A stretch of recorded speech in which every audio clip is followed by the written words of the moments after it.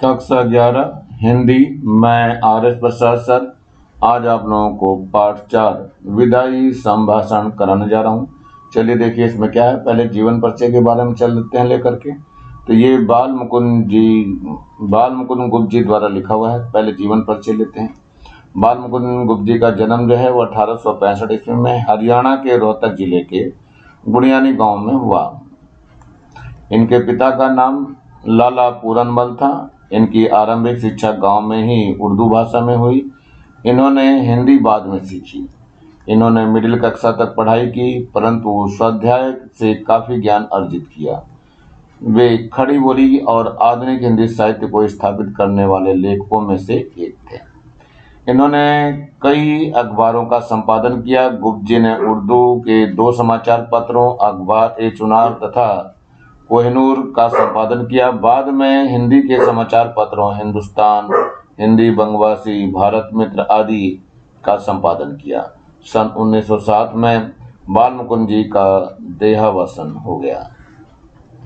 चलते हैं थोड़ी रचनाओं के बारे में जानते हैं। इनकी रचनाएं 5 संग्रहों में प्रकाशित हुई हैं। शिव शंभू के चिट्ठे और खत, खेल तमाशा, गुप्त निबंधावली और स्फुट कविताएं। साहित्यिक विशेषताएं देख लीजिए। बाल मुकुंद जी को भारतीय युग और द्वितीय युग के बीच की कड़ी के रूप में देखा जाता है। वे राष्ट्रीय नवजागरण के सक्रिय पत्रकार थे और उस दौर के अन्य पत्रकारों की तरह वे साहित्य सृजन में भी सक्रिय रहे। पत्रकारिता उनके लिए स्वाधीनता संग्राम का हथियार भी थी। यही कारण है कि उनके लेखन में निर्भीकता पूरी तरह मौजूद है। साथ ही उसमें व्यंग विनोद का भी पुट दिखाई देता है। उन्होंने बांग्ला और संस्कृत की कुछ रचनाओं के अनुवाद भी किए हैं। वे शब्दों के अद्भुत पारखी थे। अनिश्चितता शब्द की शुद्धता को लेकर उन्होंने महावीर प्रसाद द्विवेदी से लंबी बहस की।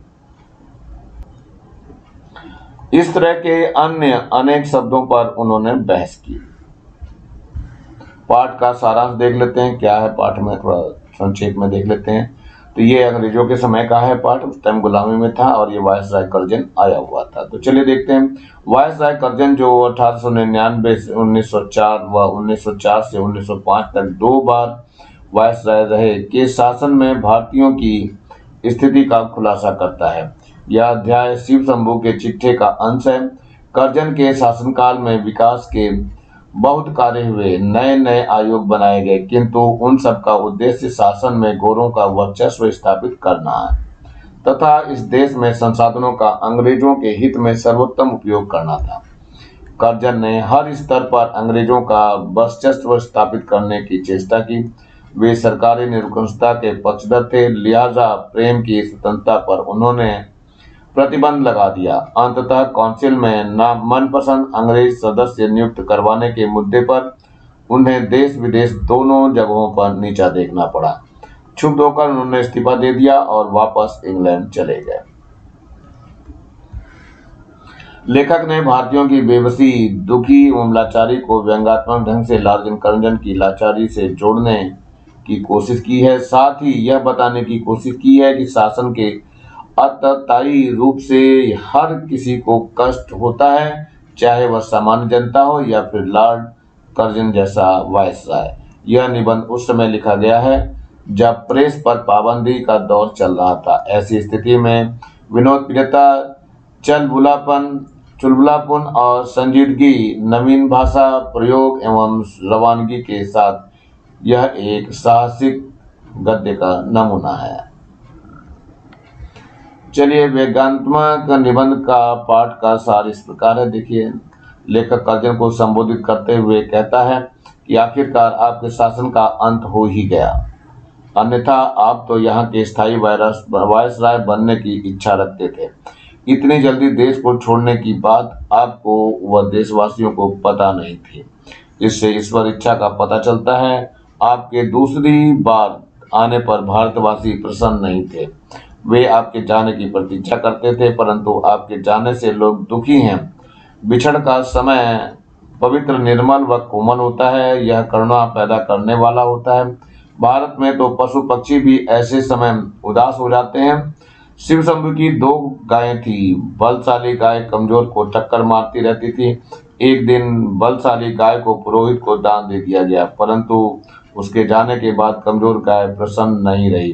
उसने चारा भी नहीं खाया। यहाँ पशु ऐसे हैं तो मानव की दशा का अंदाजा लगाना मुश्किल होता है। इस देश में पहले भी अनेक शासक आए और चले गए, यह परंपरा है, परंतु आपका शासनकाल दुखों से भरा था।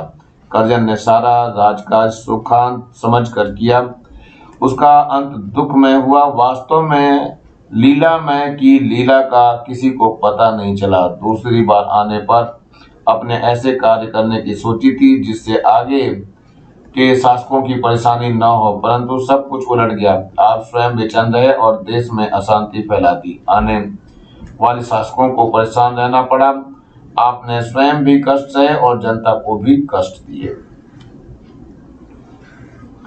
लेखक कहता है कि आपका स्थान पहले बहुत ऊंचा था, आज आपकी दशा बहुत खराब है। दिल्ली दरबार में ईश्वर और एडवर्ड के बाद आपका सर्वोच्च स्थान था। आपकी कुर्सी सोने की थी, जुलूस में आपका हाथी सबसे आगे व ऊंचा था, परंतु जंगी लाट के मुकाबले में आपको नीचा देखना पड़ा। आप धीर व गंभीर थे, परंतु काउंसिल में गैर कानूनी कानून पास करके और कन्वेंशन में अनुचित भाषण देकर अपनी धीरता का दिवाला निकाल दिया। आपके इस्तीफे की धमकी को स्वीकार कर लिया गया। आपके इशारों पर राजा महाराजा अफसर नाचते थे, परंतु इस इशारे में देश की शिक्षा और स्वाधीनता समाप्त हो गई। आपने देश में बंगाल विभाजन किया, परंतु आप अपनी मर्जी से एक फौजी को इच्छित पद नहीं बैठा सके, अतः आपको इस्तीफा देना पड़ा। लेखक कहता है कि आपका मनमाना शासन लोगों को याद रहेगा। आप ऊंचे चढ़कर गिरे हैं, परंतु गिरकर पड़े रहना अधिक दुखी करता है। ऐसे समय में व्यक्ति स्वयं से घृणा करने लगता है। आपने कभी प्रजा के हित की नहीं सोची। आपने आंख बंद कर हुक्म चलाए और किसी की नहीं सुनी। यह शासन का तरीका नहीं है। आपने हर काम अपनी जिद से पूरे किए। कैसर और जार भी घेरने घूरने की प्रजा की बात सुनते थे। आपने कभी प्रजा को अपने समीप ही नहीं आने दिया। नादिर शाह ने भी आसिफ जाह के तलवार गले में डालकर प्रदर्शन प्रार्थना करने पर कत्लेआम रोक दिया था, परंतु आपने 8 करोड़ जनता की प्रार्थना पर भंग रद्द करने का फैसला नहीं लिया। अब आपका जाना निश्चित है, परंतु आप भंग करके अपनी जीत पूरा करना चाहते हैं। ऐसे में प्रजा कहां जाकर अपना दुख जताए। यहाँ की जनता ने आपकी जिद का फल देख लिया।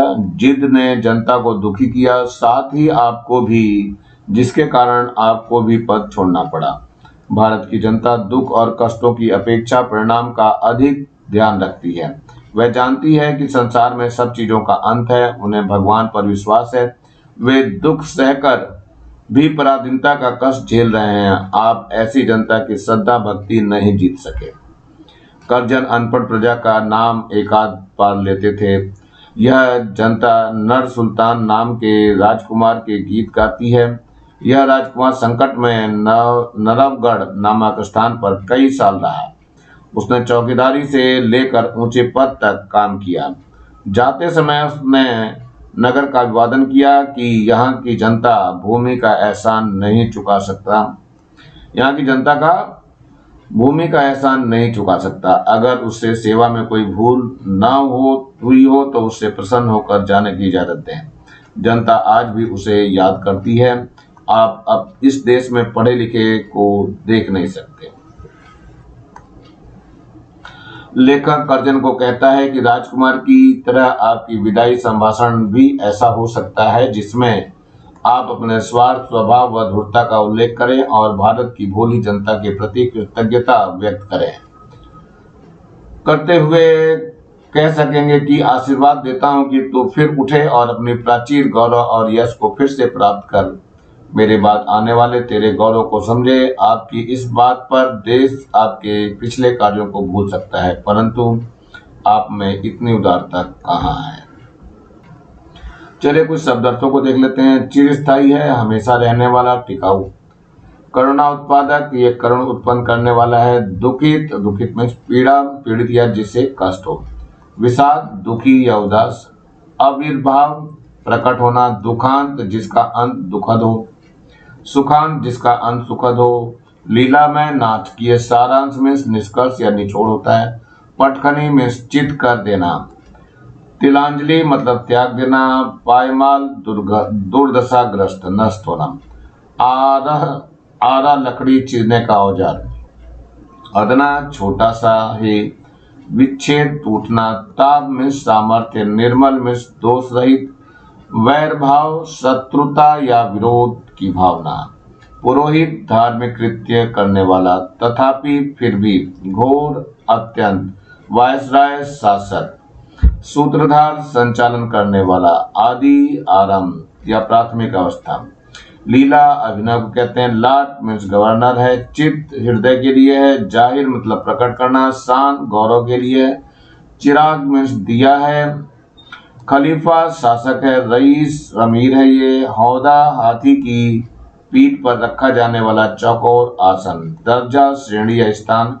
जंगीलाट, सेना का अफसर। सिर के बल नीचे आना यानी बुरी तरह हारना। स्वदेश, अपने देश, अपना देश है। धीर गंभीर, शांत और समझदार। बेकानूनी यानी कानून के विरुद्ध, अन्यायपूर्ण। कन्वोकेशन, दीक्षांत समारोह। वृक्ता, भाषण। दिवाला निकालना, नष्ट करना या कंगाल हो जाना। दरिद्रता प्रकट करना। विलायत, विदेश। इस्तीफा मीन्स होता है त्यागपत्र। दृढ़ता मीन्स मजबूती। हाकिम, शासक यानी ताल पर नाचना, इशारे पर चलना। डोरी हिलाना मतलब संकेत करना। हाजिर मतलब उपस्थित है। प्रलय होना, सब कुछ नष्ट होना। नियत, तय। निर्धारित यानी मंजूर। स्वीकार, मंजूर में स्वीकार। नोटिस में सूचना। अवधि, समय है। कान देना यानी ध्यान देना। कैसर मतलब मनमाना शासन चलाने वाला, रोम का तानाशाह। जार, रूस के मनमाने शासकों के लिए प्रयुक्त होने वाला शब्द। घिरना, घुटना, अत्यधिक आग्रह करना। अनुरोध, प्रार्थना है। कत्लेआम, आम लोगों को कत्ल करने की क्रिया। विच्छेद मीन्स अलग होता है। संभाषण, भाषण देना। उदारता, बड़प्पन। जुदा मीन्स अलग होना है। अभिवादन, प्रणाम। कृतज्ञता, किए गए उपकार को मानना। नादिर शाह, ईरान का बादशाह जिसने भारत में पानीपत विजय के लिए अहमद शाह अब्दाली को भेजा था। चलिए अब जरा कुछ प्रश्नोत्तर पैराग्राफ पे चलते हैं। तो बिछड़न समय बड़ा करुणाउद्योग होता है। आपको बिछड़ते देखकर आज हृदय में बड़ा दुख है माय लॉर्ड। आपके दूसरी बार इस देश में आने से भारतवासी किसी प्रकार प्रसन्न न थे। वे यही चाहते थे कि आप फिर न आवे, पर आप आए और उससे यहाँ के लोग बहुत ही दुखित हुए। वे दिन रात यही मानते थे कि जल्द श्रीमान यहाँ से पधारें, पर अहो आज आपके जाने पर हर्ष की जगह विषाद होता है। इसी से जाना कि बिछड़ समय बड़ा करुणात्मक होता है। बड़ा पवित्र, बड़ा निर्मल और बड़ा कोमल होता है।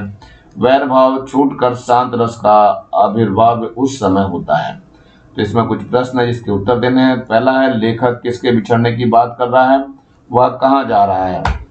दूसरा है बिछड़न का समय कैसा होता है। और तीसरा है कर्जन के जाने के समय हर्ष की जगह विषाद क्यों हो रहा है।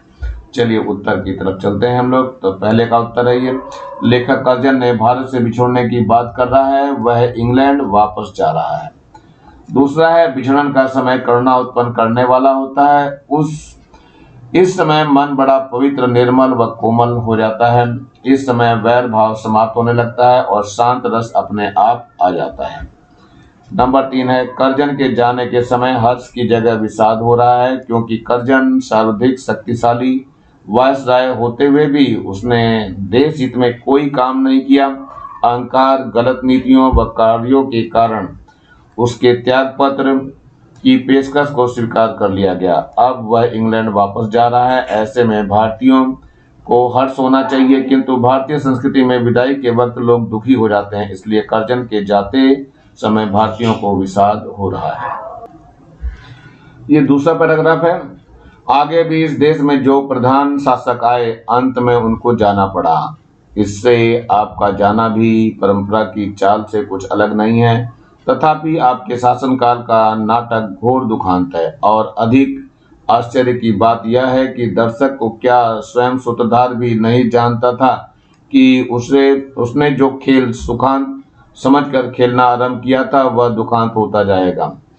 जिसके आदि में सुख था, मध्य में सीमा से बाहर सुख था, इसका अंत ऐसे घोर दुख के साथ कैसे हुआ। घमंडी खिलाड़ी समझता है कि दूसरों को वह अपने लीला दिखाता हूँ, किंतु पर्दे के पीछे एक और ही लीलामय की लीला हो रही है, यह उसे खबर नहीं। प्रश्न इसमें देखते हैं क्या है। नंबर 1, करजन के शासनकाल का नाटक दुखांत क्यों है। दूसरा है सबसे अधिक आश्चर्य की बात क्या है, और तीसरा है सूत्रधार कौन है, उसके द्वारा खेल खेलने से क्या अभिप्राय है। तो चलते हैं हम बच्चों उत्तर की तरफ। तो ये उत्तर है, पहले वाले का उत्तर है ये। लॉर्ड कर्जन को भारत पर अंग्रेजी प्रभुत्व को सुदृढ़ करने के लिए भेजा गया था, परंतु उसकी नीतियों के कारण देश में समस्याएं बढ़ती गई। इससे इंग्लैंड के शासक उससे नाराज हो गए और कर्जन को बीच में ही पद से हटा दिया गया। इसलिए कर्जन के शासनकाल का नाटक दुखांत में बदल गया। नंबर दूसरे का आंसर है ये। सबसे अधिक आश्चर्य की बात यह थी कि लॉर्ड कर्जन ने जिन नीतियों का निर्माण ब्रिटिश सरकार को लाभ पहुंचाने के उद्देश्य से किया, उन्हीं के कारण उसे इस्तीफा देकर वापस जाना पड़ा, जिसका अनुमान न भारतवासियों को था और न ही स्वयं लॉर्ड कर्जन को। नंबर 3 है, यहाँ सूत्रधार से अभिप्राय लॉर्ड कर्जन से है। उसे ब्रिटिश सरकार द्वारा भारत में प्रशासन की जिम्मेदारी दी गई थी, ताकि यहाँ पर ब्रिटिश सरकार के हित में नीतियों का निर्माण करे, और लॉर्ड कर्जन द्वारा नीति निर्माण को ही खेलना कहा गया। ये तीसरा पैराग्राफ है, देखते हैं। इस बार बंबई में उतरकर माय लॉर्ड, आपने जो इरादे जाहिर किए थे जरा देखिए तो उनमें से कौन कौन पूरे हुए। आपने कहा था कि यहाँ से जाते समय भारतवर्ष को ऐसा कर जाऊंगा कि मेरे बाद आने वाले बड़े लाटों को वर्षों तक कुछ करना पड़ेगा। वे कितने ही वर्षों सुख की नींद सोते रहेंगे, किंतु बात उल्टी हुई। आपको स्वयं इस बार बेचैनी उठानी पड़ी, और इस देश में जैसी अशांति आप फैला चले हैं, उसको मिटाने में आपके पद पर आने वालों को न जाने कब तक नींद और भूख आराम करनी पड़ेगी। इस बार आपने अपना बिस्तर गर्म राख पर रखा है और भारतवासियों को गर्म तवे पर पानी की बूंदों की भांति नचाया है। आप स्वयं भी खुश न हो सके और यहाँ की प्रजा को सुखी न होने दिया। इसका लोगों के चित्त पर बहुत बड़ा ही दुख है, तो चलते हैं बच्चों इसके प्रश्नों पर थोड़ा। यह है प्रश्न पहला, नंबर 1 है, भारत पहुंचने पर लॉर्ड कर्जन ने अपनी कौन सी इच्छा प्रकट की। दूसरा है आपका, लॉर्ड कर्जन के कार्यों का क्या परिणाम हुआ। और नंबर 3 है आपका, भारतवासी किस कारण दुखी हैं। तो चलिए पहले उत्तर देखते हैं। पहले एक का, भारत पहुंचने पर लॉर्ड कर्जन ने अपनी इच्छा प्रकट करते हुए कहा था कि ब्रिटेन जाने के पूर्व भारत में वे ऐसी शासन व्यवस्था स्थापित करना चाहते हैं जिससे उनके बाद यहाँ आने वाले गवर्नरों को किसी प्रकार का कार्य न करना पड़े और वे सुख की नींद सोते रहें। नंबर 2 है, लॉर्ड कर्जन के कार्यों का परिणाम यह हुआ कि भारत में ब्रिटिश सरकार के विरुद्ध विरोध के स्वर उठने लगे और उनमें ऐसी स्थितियां उत्पन्न हुई कि शांत करने में लॉर्ड कर्जन के पश्चात आने वाले अन्य वायसरायों को अत्यधिक श्रम करना पड़ा। नंबर 3 की बात कर लें। भारतवासी लॉर्ड कर्जन के भारत विरोधी रुख के कारण दुखी हुए। उन्हें इस बात का अफसोस है कि लॉर्ड कर्जन अपने क्रियाकलापों से न तो स्वयं खुश रहे और न ही उसने भारतवासियों को सुख से रहने दिया। चौथा देखते हैं पैराग्राफ, विचारिए तो क्या शान आपकी देश में थी और अब क्या हो गई। कितने ऊंचे होकर आप कितने नीचे गिरे।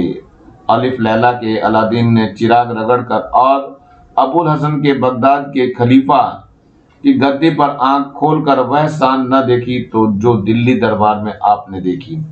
आपकी और आपकी लेडी की कुर्सी सोने की थी और आपके प्रभु महाराज के छोटे भाई और उनकी पत्नी की चांदी की।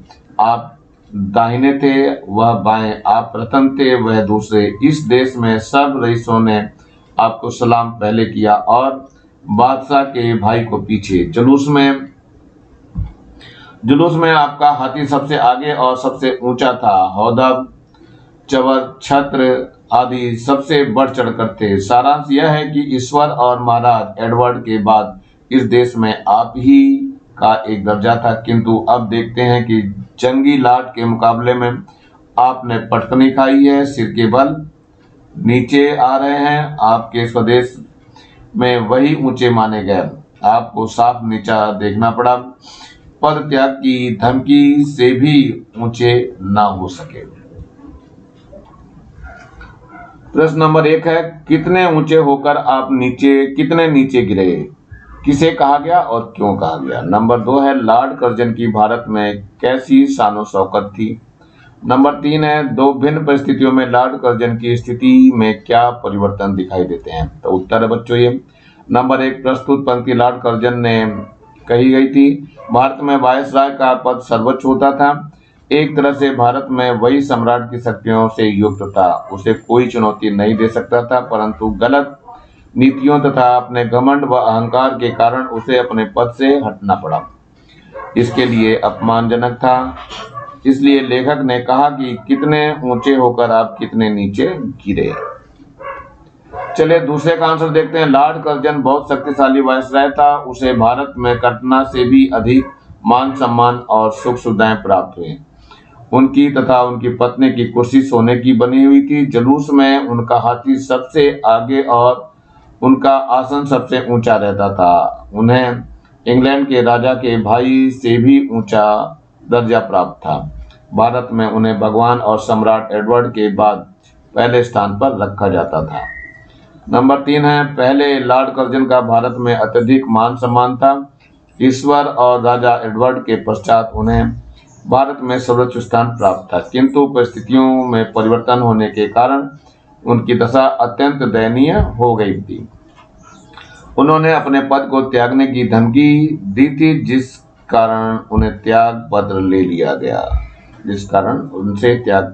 लिया गया। अगला पैराग्राफ है, आप बहुत धीमे गंभीर प्रसिद्ध थे। उस सारी धीरता गंभीरता का आपने इस बार काउंसिल में कानूनी पास करते और कन्वेंशन रिश्ता देते समय दिवाला निकाल दिया। यह दिवाला तो इस देश में हुआ, उधर विलायत में आपके बार बार इस्तीफे देने की धमकी ने प्रकाश कर दिया कि जड़ हिल गई है। अंत में वहां भी आपको दिवालिया होना पड़ा और धीरता गंभीरता के साथ दृढ़ता को भी तिलांजलि देनी पड़ी। इस देश के हाकिम आपकी ताल पर नाचते थे। राजा महाराजा डोरी हिलाने से सामने हाथ बांधे हाजिर होते थे। आपके एक इशारे में प्रलय होती थी। कितने ही राजों को मट्टी के खिलौनों की भांति आपने तोड़ फोड़ डाला। कितने ही मिट्टी काट के खिलौने आपकी कृपा के जादू के बड़े बड़े पदाधिकारी बन गए। आपके इस इशारे में इस देश की शिक्षा पायमाल हो गई, स्वाधीनता उड़ गई, बंग देश के सिर पर आरा रखा गया। इतने बड़े माई लॉर्ड का यह दर्जा हुआ कि फौजी अफसर इनके इच्छित पद पर नियत न हो सका और उनको उसी गुस्से के मारे इस्तीफा दाखिल करना पड़ा। यह भी मंजूर हो गया। उनका रखाया एक आदमी नौकर न रखा, उल्टा उन्हीं को निकालने का हुक्म मिला। प्रश्नों पे चलते हैं। पहला प्रश्न है, दिवालिया होने का अर्थ स्पष्ट करते हुए व्याख्यात कीजिए कि लॉर्ड कर्जन भारत व इंग्लैंड दोनों देशों में दिवालिया क्यों हो गया था। दूसरा है, लॉर्ड कर्जन का भारत में कैसा प्रभाव था। और तीसरा है, लॉर्ड कर्जन अहंकारी स्वभाव का व्यक्ति था। गद्यांश के आधार पर कथन को स्पष्ट कीजिए। तो चलते हैं उत्तर की तरफ बच्चों। तो पहला उत्तर है, दिवालिया होने का आशय है शक्तिशील होना। लॉर्ड कर्जन ने काउंसिल में बंगाल विभाजन जैसा अन्यायपूर्ण कानून पास कराया और साथ ही कन्वोकेशन में भाषण देते समय भारत विरोधी बातें कहीं। इससे सारी जनता उनके विरुद्ध उठ खड़ी हुई। वहीं बार बार इस्तीफा देने की धमकी देने के कारण ब्रिटिश सरकार द्वारा उन्हें नौकरी से निकाल दिया गया। इस प्रकार भारत व इंग्लैंड में वे शक्तिहीन सिद्ध हो गए। नंबर दूसरे का उत्तर है लॉर्ड कर्जन भारत के अत्यंत प्रभावशाली वायसराय थे। देश के बड़े बड़े राजा महाराजा व उच्च अधिकारी तक उनके इशारों पर चलते थे। अपने प्रभाव से उन्होंने राजाओं के राज्य छीने व कई लोगों को उच्च पदों पर नियुक्त किया। उन्होंने अपने प्रभाव से देश की शिक्षा प्रणाली को नष्ट करने के साथ ही बंगाल का विभाजन तक कर डाला था। नंबर 3 है लॉर्ड कर्जन एक फौजी अफसर को अपनी इच्छा के अनुसार एक पद पर रखवाना चाहते थे, परंतु लॉर्ड कर्जन की इच्छा को अस्वीकार कर दिया गया। इस बात पर अहंकार में लॉर्ड कर्जन ने अपना इस्तीफा भेज दिया, जिसे इंग्लैंड में स्वीकार कर लिया गया और उसे पद से हटा दिया गया। अतः स्पष्ट होता है कि वह एक अहंकारी स्वभाव का व्यक्ति था। यह अगला पैराग्राफ है। जिस प्रकार आपका बहुत ऊंचे गिरना यहाँ के निवासियों को दुखित कर रहा है, गिर पड़ा रहना उससे भी अधिक दुखित करता है। आपका पद छूट गया तथापि आपका पीछा नहीं छूटा। एक अदना क्लर्क जैसे नौकरी छोड़ने के लिए 1 महीने का नोटिस मिल गया हो, नोटिस की अवधि को बड़ी दृढ़ता से काटता है। आपको इस समय अपने पद पर रहना कहाँ तक पसंद है। आप यह ही जानते होंगे अपनी दशा पर सरकार को कैसी घृणा आती है। इस बात को जान लेने का इन देशवासियों को अवसर नहीं मिला, पर पतन के पीछे इतनी उलझन में पड़ते उन्होंने किसी को नहीं देखा। प्रश्न है इसमें नंबर 1 गिरकर पड़े रहना से क्या अभिप्राय है। नंबर 2 है लेखक ने भारतवासियों को किससे छुटकारा मिलने की बात कही है। और नंबर 3 है कर्जन अपने ही फैलाए जाल में कैसे फंस गए। तो चलते हैं बच्चों उत्तर की तरफ। नंबर 1 है कि लेखक कहता है कि कर्जन के पद से त्याग पत्र दे दिया, जिसे मंजूर कर लिया गया तथा अगले वायसराय के आने तक पद पर बने रहने को कहा गया। इस बात पर लेखक व्यंग करता है कि जिस पद से कर्जन ने प्रतिष्ठा के कारण त्याग पत्र दिया था, उसी पर कुछ दिन काम करने से गिरकर पड़े रहने की स्थिति उत्पन्न हो गई है। यह अत्यंत अपमानजनक होता है। नंबर 2 है लेखक ने भारतवासियों को कर्जन से छुटकारा मिलने की बात कही है। भारतवासी लॉर्ड कर्जन के इंग्लैंड वापसी के दिन गिन रहे थे। नंबर 3 का उत्तर है लॉर्ड कर्जन ने जो कुछ सोचा परिणाम उसके विपरीत हुआ।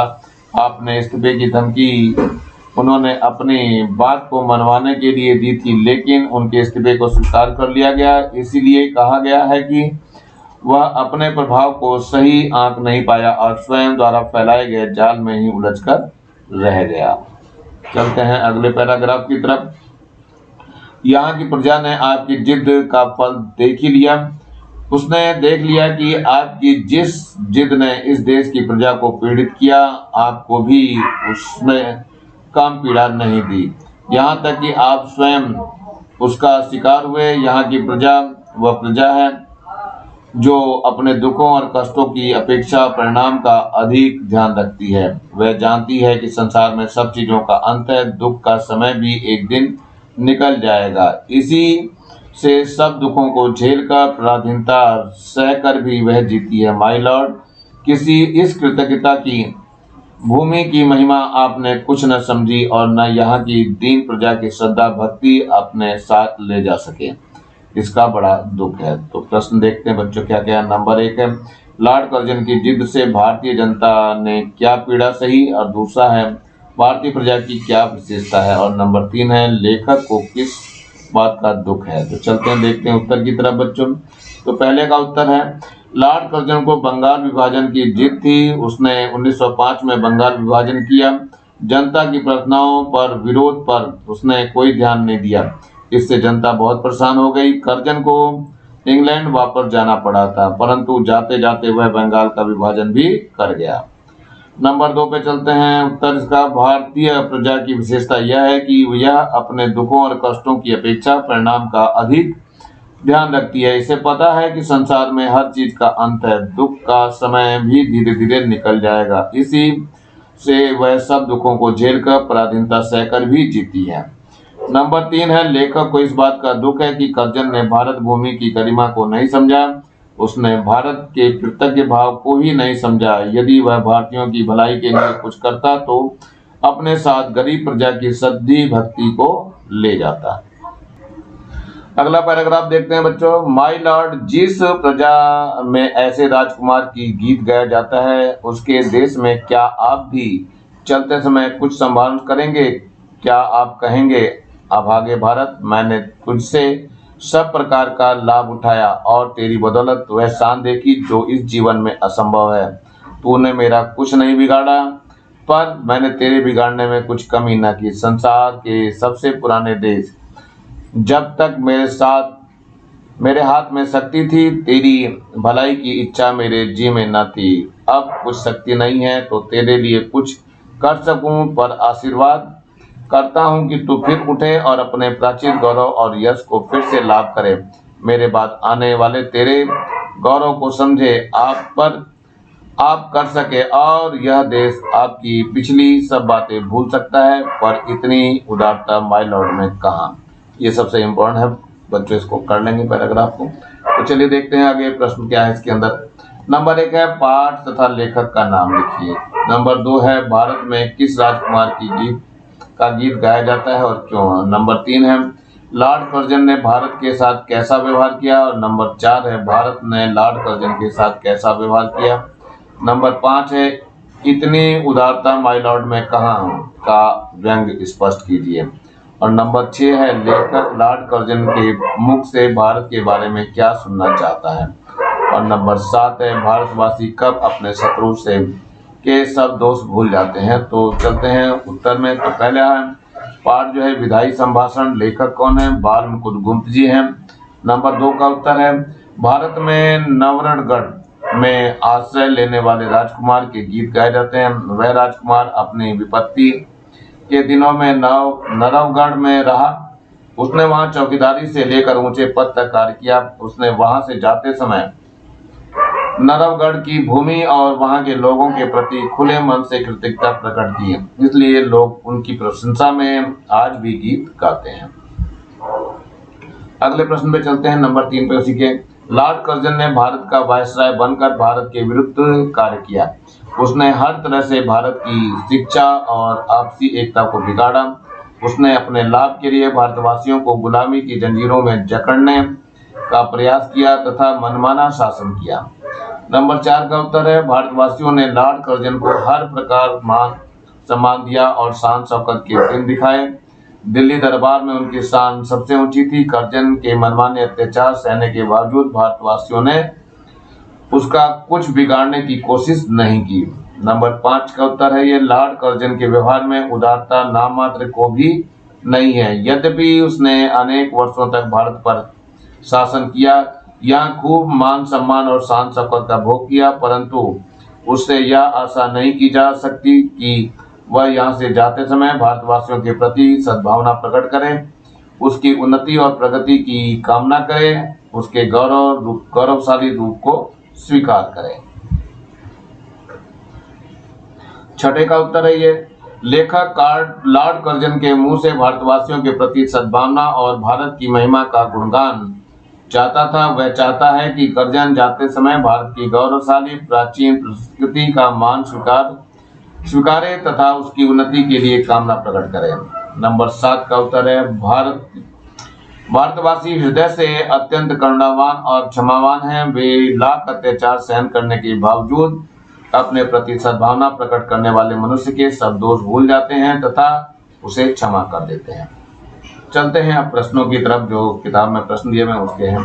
यह है, शिव शंभू की 2 गायों की कहानी के माध्यम से लेखक क्या कहना चाहता है। तो चलते हैं बच्चों उत्तर की तरफ। शिव शंभू की 2 गायों की कहानी के माध्यम से लेखक कहना चाहता है कि भारत के मानव समाज में ही नहीं बल्कि पशु पक्षियों में भी संवेदना है।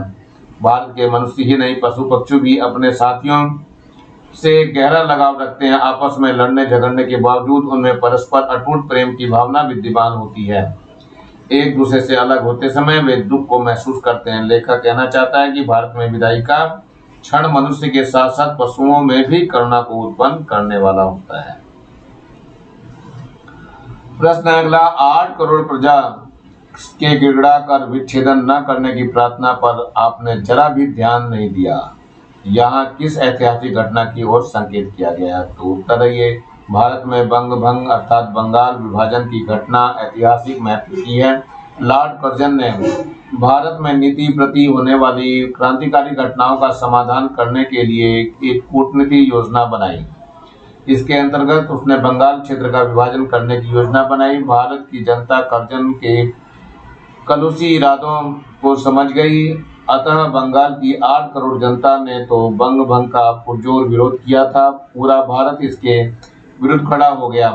इस घटना ने स्वतंत्रता आंदोलन की चिंगारी को और अधिक भड़का दिया। अगला प्रश्न है, कर्जन को इस्तीफा क्यों देना पड़ा? तो उत्तर है ये कर्जन द्वारा इस्तीफा देने के निम्नलिखित कारण थे। नंबर 1, कर्जन ने बंगाल विभाजन लागू किया, इसके विरोध में सारा देश खड़ा हो गया। कर्जन द्वारा राष्ट्रीय ताकतों को खत्म करने का प्रयास विफल हो गया, उल्टे ब्रिटिश शासन की जड़ें हिल गई। और नंबर ख है, कर्जन इंग्लैंड में एक फौजी अफसर को इच्छित पद पर नियुक्त करवाना चाहता था, उसकी सिफारिश को नहीं माना गया। उसने इस्तीफे की धमकी से काम करवाना चाहा, परंतु ब्रिटिश सरकार ने उसका इस्तीफा ही मंजूर कर लिया।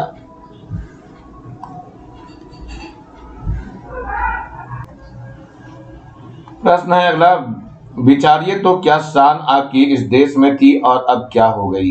कितने ऊंचे होकर आप कितने नीचे गिरे, आशय स्पष्ट कीजिए। तो उत्तर चलते हैं। लेखक कहते हैं कि कर्जन की भारत में शान थी।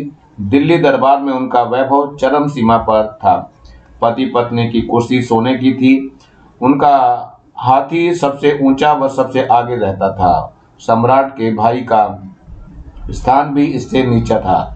इसके इशारे पर प्रशासन, राजा, धनी नाचते थे। इनके संकेत पर बड़े बड़े राजाओं को मिट्टी में मिला दिया गया तथा इनके निकम्मों को भी बड़े पद मिले। इस देश में भगवान और एडवर्ड के बाद उसका स्थान था, परंतु इस्तीफा देने के बाद सब कुछ खत्म हो गया। इसकी सिफारिश पर एक आदमी भी नहीं रखा गया, जिसके कारण उसका वैभव नष्ट हो गया। अगला प्रश्न है, आपके और यहाँ के निवासियों के बीच में कोई तीसरी शक्ति भी है? यहाँ तीसरी शक्ति किसे कहा गया है? तो उत्तर है बच्चों, यहाँ ईश्वर को तीसरी शक्ति कहा गया है। लेखक के अनुसार न तो लॉर्ड कर्जन की शक्ति सर्वोपरि है, न भारतीय जनता की इच्छा। उन दोनों से ऊपर है ईश्वर की शक्ति, जिसके संकेत पर संसार के सब कार्य चलते हैं। अगला प्रश्न है, पाठ का यह अंश शिव शंभू के चिट्ठे से लिया गया है। शिव शंभू नाम की चर्चा पाठ में भी हुई है। बाल मुकुंद गुप्त ने इस नाम का उपयोग क्यों किया होगा? उत्तर है बच्चों ये शिव शंभू एक काल्पनिक पात्र है जो भांग के नशे में डूबा रहता है तथा खरी खरी बात कहता है। यह पात्र अंग्रेजों की कुनीतियों का पर्दाफाश करता है। लेखक ने इस नाम का उपयोग सरकारी कानून के कारण किया। कर्जन ने प्रेस की अभिव्यक्ति पर प्रतिबंध लगा दिया था। वह निरंकुश शासक था। उस समय ब्रिटिश साम्राज्य से सीधी टक्कर लेने के हालात नहीं थे, परंतु शासन की पोल खोलकर जनता को जागरूक भी करना था। अतः काल्पनिक पात्रों के जरिए अपनी इच्छानुसार बातें कहलवाई जाती थी। प्रश्न अगला है, नादिर से भी बढ़कर आपकी जिद है। कर्जन के संदर्भ में क्या आपको सही लगती है? पक्ष या विपक्ष में तर्ज कीजिए।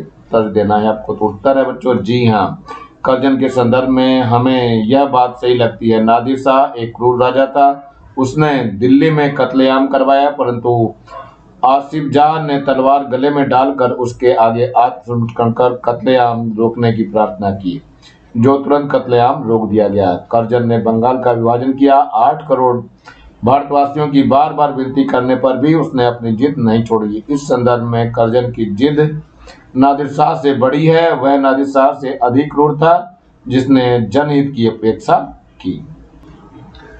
अगला प्रश्न है, क्या आंख बंद करके मनमाने हुक्म चलाना और किसी की कुछ न सुनने का नाम ही शासन है? इन पंक्तियों को ध्यान में रखते हुए शासन क्या है, इस पर चर्चा कीजिए। तो उत्तर है बच्चों, शासन का अर्थ है सुव्यवस्था या प्रबंध। यह प्रबंध जनता के हितों के अनुसार होना चाहिए। कोई भी शासक अपनी इच्छा से शासन नहीं कर सकता। जिद्दी शासक के कारण जनता दुखी रहती है और उसके खिलाफ खड़ी हो जाती है। शासक को सभी वर्गों के अनुसार काम करना होता है।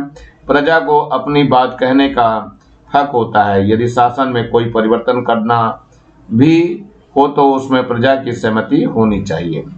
चलिए अगला प्रश्न देखते हैं। वे दिन रात यही मानते थे कि जल्द श्रीमान यहाँ से पधारें।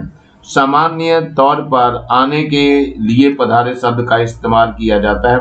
यहाँ पधारे शब्द का क्या अर्थ है? उत्तर है यहाँ पधारे शब्द का अर्थ है सिधारे या जाए या विदा। प्रश्न है आपका, पाठ में कुछ वाक्य नीचे दिए गए हैं जिनमें भाषा का विशिष्ट प्रयोग यानी भारतेंदी युगीन हिंदी हुआ है, उन्हें सामान्य हिंदी में लिखिए। तो चलते हैं। नंबर 1 है, आगे भी इस देश में जो प्रधान शासक आए अंत को उनको जाना पड़ा। तो इसका उत्तर है बच्चों यहाँ पे दिया हुआ है, देखो, पहले भी इस देश में जो प्रधान शासक हुए उन्हें अंत में जाना पड़ा। चलिए अगला है ख इसका, आप किसको आए थे और क्या कर चले, जबकि ये है आपका उत्तर इसका, आप किस लिए आए थे और क्या कर चले। चलिए अगला है ये नंबर ग में, उनका रखाया एक आदमी नौकर न रखा। लेकिन सही शब्द देखिए, इसका उत्तर यह है उनके रखवाने से एक आदमी नौकर न रखा गया। चलिए नंबर घ है, पर आशीर्वाद करता हूं कि तू फिर उठे और अपने प्राचीन गौरव और यश को फिर से लाभ करे। ये इसका उत्तर है, पर आशीर्वाद देता हूं कि तू फिर उठे और अपने प्राचीन गौरव और यश को फिर से प्राप्त करे। चलिए प्रश्न अगला है, लॉर्ड कर्जन की इच्छा क्या थी, उसका क्या कुपरिणाम हुआ। तो उत्तर है बच्चों, लॉर्ड कर्जन यह चाहता था कि उसके विरोध में उठने वाली आवाज हमेशा के लिए शांत हो जाए तथा भारतवर्ष में ब्रिटिश साम्राज्य की जड़ें इतनी मजबूत हो जाएं कि कभी उसे कोई उखाड़ न सके। इसी कारण उसने बंगाल का विभाजन करना चाहा। उनके इस इच्छा का परिणाम अच्छा नहीं हुआ। बंगाल के लोग बंग भंग योजना से अशांत हो गए। देश में सर्वत्र शांति फैल गई। स्वतंत्रता के लिए जन आंदोलन भड़क उठा। प्रश्न है, लॉर्ड कर्जन मूलतः जन विरोधी थे, सिद्ध कीजिए। तो उत्तर है बच्चों, ये लॉर्ड कर्जन मूल रूप से जन विरोधी शासक थे। वे अपनी मनमानी करना चाहते थे। वे ब्रिटिश शासन के सेवक थे, इसलिए उनकी नजरों में श्रेष्ठ शासक सिद्ध होना चाहते थे। वे ऐसे कार्य करना चाहते थे जिससे ब्रिटिश शासक प्रसन्न हो तथा भारतवर्ष उनकी मुट्ठी में हो जाए। इसलिए उन्होंने भारत की उन्नति करने की बजाय उसकी शक्ति कम करने की योजना बनाई, उन्हें दबाने की कोशिश की। उन्होंने जानबूझकर भारतीयों की अनसुनी की।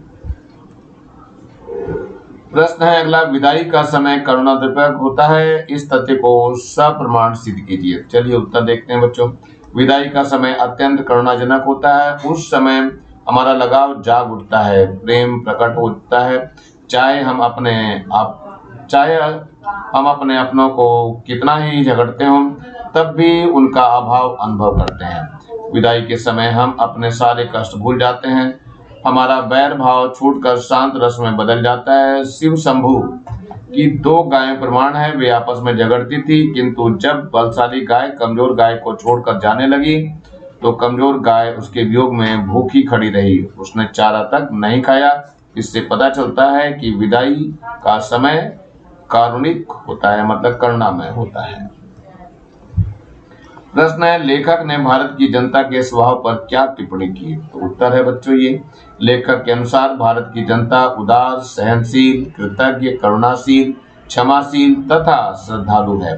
भारत के लोग शासक द्वारा ढाए गए अत्याचार की अधिक परवाह नहीं करते। वे ईश्वर पर विश्वास करते हैं तथा सब अत्याचारों को सह जाते हैं। उनका विश्वास है कि ईश्वर ही उनका ख्याल रखवाला है, वही समय आने पर उनकी सब विपदाएं दूर करेगा। भारत के लोग अपने शासकों के प्रति श्रद्धा और विश्वास रखते हैं। यदि कोई शासक उनके साथ सद्व्यवहार करे तो वे युगों युगों तक उन्हें याद करते हैं तथा अपने गीतों में उनकी महिमा गाते हैं। अगला प्रश्न है, लेखक विदाई के समय लॉर्ड कर्जन के मुख से क्या सुनना चाहता है। उत्तर है, लेखक विदाई के समय लॉर्ड कर्जन के मुख से भारत की महिमा की स्मृति के शब्द सुनना चाहता है। वह चाहता है कि कर्जन जाते जाते भारत की उन्नति के प्रति कामना प्रकट करे तथा उसके प्राचीन गौरव को याद करे। चलिए अगला ये प्रश्न है, लॉर्ड कर्जन द्वारा किए गए भारत विरोधी कार्यों की सूची बनाइए। तो चलिए उत्तर देखते हैं। लॉर्ड कर्जन के भारत की जनता के विरुद्ध अनेक निम्नलिखित कार्य किए गए हैं। देखिए विरुद्ध में क्या हुआ। नंबर 1, उसने भारतीय शिक्षा प्रणाली को तहस नहस किया। नंबर 2, उन्होंने भारतीयों की इच्छा के विरुद्ध बंगाल का विभाजन किया। नंबर 3 है, भारतीयों के अभिव्यक्ति की आजादी पर प्रतिबंध लगाया। और नंबर 6 है, देश की संपत्ति तथा संसाधनों का ब्रिटिश के हित में प्रयोग किया। और नंबर 5 है, भारत देश में अंग्रेजों के वर्चस्व को स्थापित किया। प्रश्न है, नर सुल्तान का गुणगान क्यों किया जाता है। तो उत्तर देखते हैं। नर सुल्तान एक राजकुमार था।